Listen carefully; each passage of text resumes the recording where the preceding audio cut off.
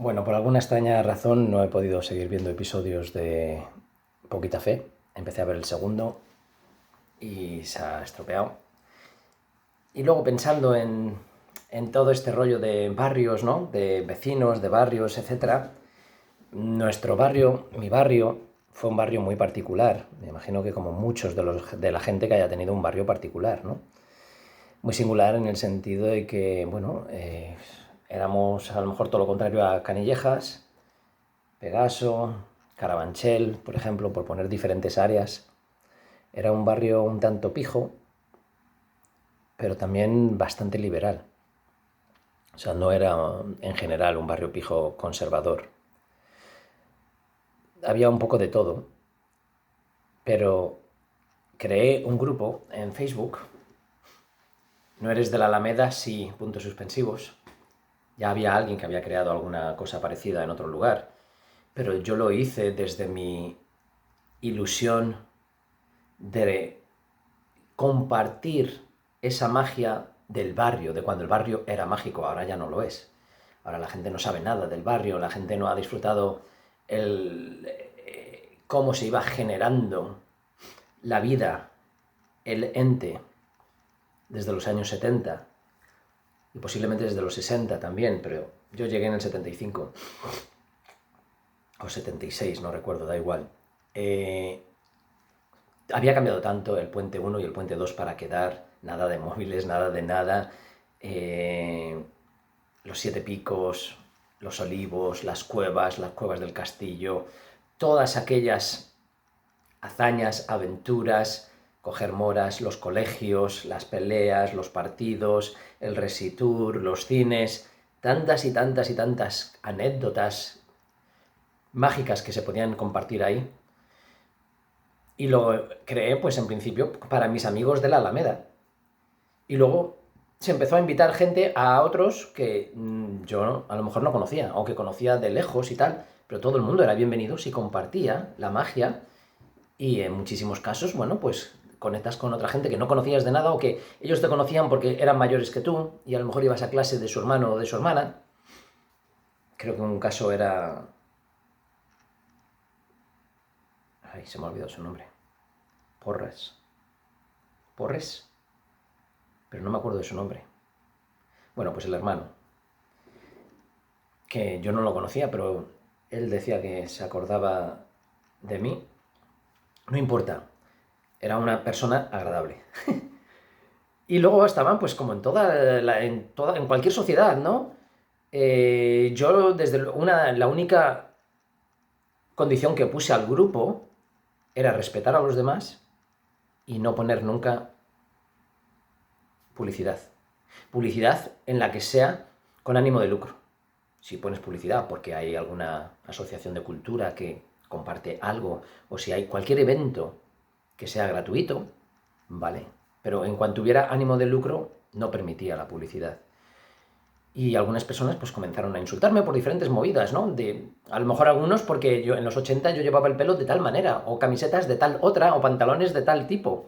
Y la gente, bueno, pues esperó 25 o 30 años para poderme insultar.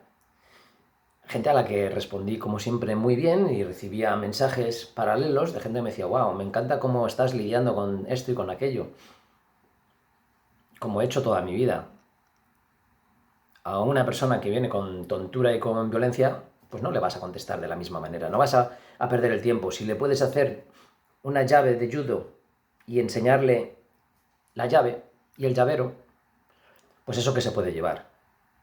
Pero claro, eso a nivel de ego es imposible comprender lo que estoy diciendo.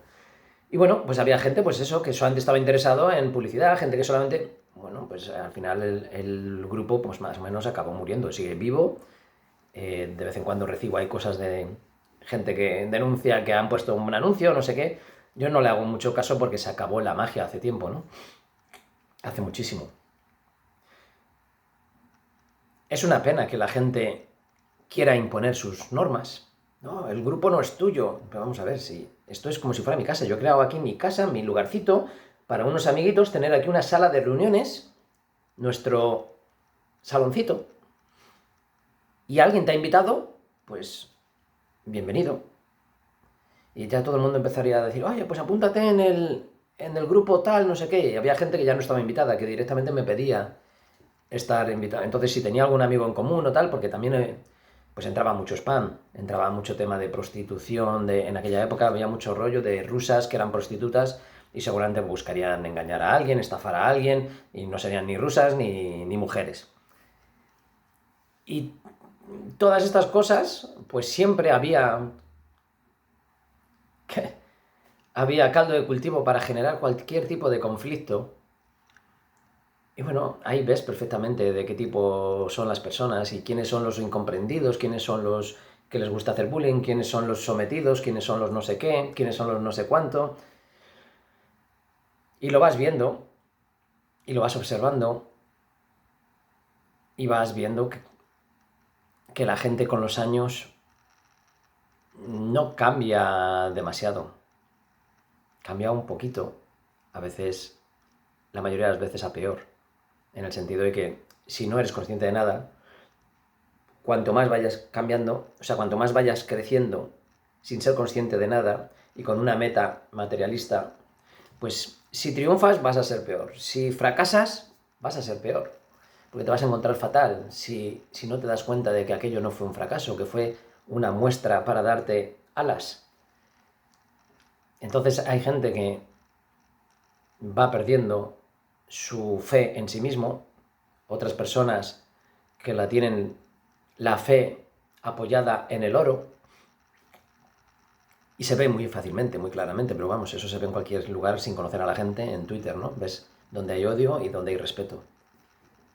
Donde le dices a alguien cosas que no te gustaría que te dijeran a ti. No hay que... O sea, para poner a alguien un poco en su sitio y hacerle ver cosas, para nada hay que usar la violencia. Ni el lenguaje verbal violento, para nada. Es lo que he dicho antes, es una especie de judo conceptual.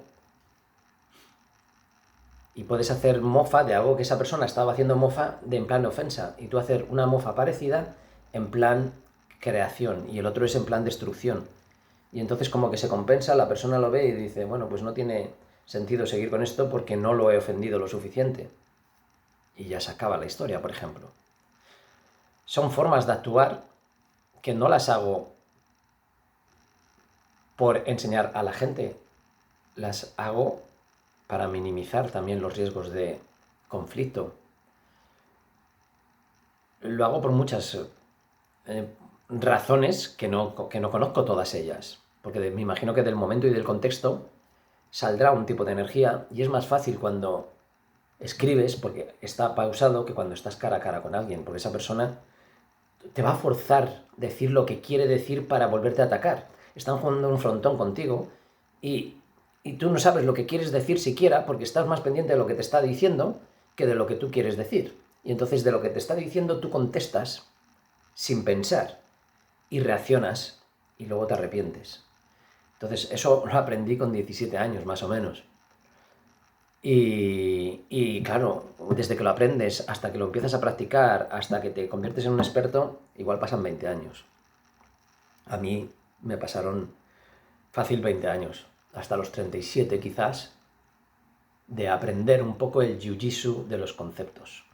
Jiu-jitsu y judo es exactamente lo mismo, me imagino que para el que haya practicado judo y para el que haya practicado jiu-jitsu. No he practicado ninguno de los dos, pero sé perfectamente en qué se basan y sé perfectamente en qué se basan las artes marciales. Que es algo que la mayoría de gente que ha practicado artes marciales no sabe de qué se tratan las artes marciales. Ya hice un vídeo sobre maestro de artes marciales.